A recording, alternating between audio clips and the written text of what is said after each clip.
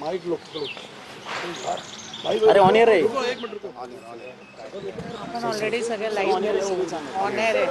Somesh on air आहे यार सगळं. सुनील तटकरे तटकरे साहेब Live, तीन live, महत्त्वाच्या live, बैठका live. झालेल्या आहेत. एक मिनिट जरा, साधारणतः चर्चा काय झालेली आहे बैठकांमध्ये पंतप्रधानांसोबत केंद्रीय एक मिनिट गृहमंत्री अमित शहा यांची कर दिया, एक मिनट करू सर. भाई एक मिनट थांब जरा त्याची फ्रेम जाऊ दे. एक मिनिट फोन कर दो अरे आप घर पे जाने की तैयारी में हो यार पांडे जी.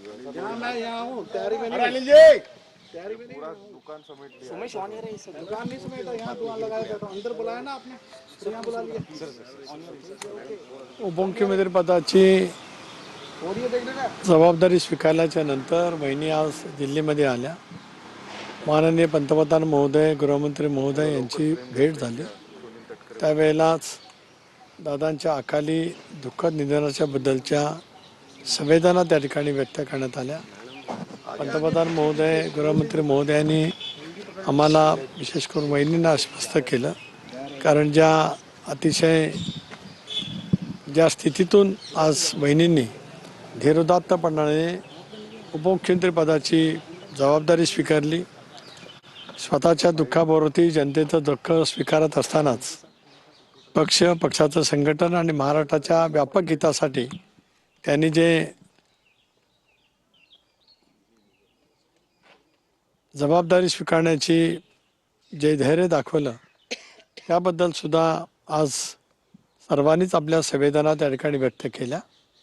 आणि केंद्र सरकारची पूर्णपणाची ताकद आणि शक्ती महाराष्ट्राच्या उद्याच्या भवितव्याच्या विकासाच्या दृष्टिकोनातून राष्ट्रवादी काँग्रेस पक्ष उपमुख्यमंत्री म्हणून वहिनींच्या पाठीमागे राहील अशाच त्या ठिकाणी संवेदना व्यक्त झाल्या. वारंवार विलीनीकरण संदर्भामध्ये चर्चा केली जाते. शरद त्या पवार अनुषंगानं काही आजच्या ह्याच्यात राजकीय चर्चा काही सुरू आहे? आज राजकीय चर्चेचा त्या ठिकाणी बिलकुल प्रश्न नव्हताच.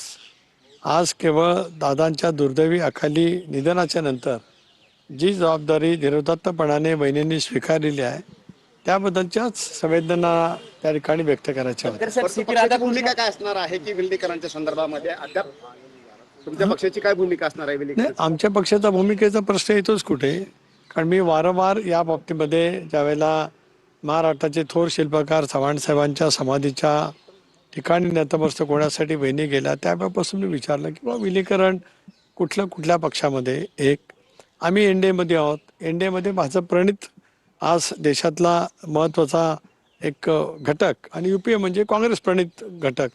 अशा वेळेला आम्ही एनडीएमध्ये आहोत. दादा असतानाच मी वारंवार भूमिका स्पष्ट केली की आम्ही निर्णय घेतला सामूहिकरित्या दादाच्या नेतृत्वाखाली एनडीए सोबत जाण्याचा. कालही होता, आजही होता आणि उद्या भविष्यामध्ये सुद्धा राहील. त्याच्यामुळे एनडीएमध्ये येण्याच्या बाबतीतली सुद्धा स्पष्टता कुणीतरी करणं अत्यंत आवश्यक आहे. आणि मग आता विलिनीकरण किंवा काय, उपमुख्यमंत्री पदाची जबाबदारी बहिणींनी स्वीकारलेली त्या ठिकाणी आहे. त्या पद्धतीने आम्ही आमच्या पक्षाचा निर्णय सामुदायिकरित्या सर्व विधिमंडळ सदस्यांनी एकमताने त्या संदर्भातला निर्णय घेतला. पक्षाच्या वरिष्ठ नेत्यांनी म्हणजे आदरणीय प्रफुल्लभाईंच्या समेत प्रदेशाध्यक्ष म्हणून मी असेन, भुजबळ साहेब असतील, हसन मुश्रीफ असतील, धनंजय मुंडेजी असतील, आमचे सगळे ज्येष्ठ मंत्रिमंडळातील सहकारी असतील, सर्वांनीच या पद्धतीची भूमिका त्या ठिकाणी घेतली की वहिनीच विधिमंडळ पक्षाच्या नेत्या असल्या पाहिजेत. त्या पद्धतीने आम्ही त्या ठिकाणी निवड केली. माननीय मुख्यमंत्री महोदयांनी राज्यपाल महोदयांना कळवल्याच्या नंतर त्या ठिकाणी शपथविधी झाला. तटकरे साहेब जर एनडीए सोबत यायची त्यांची भूमिका असेल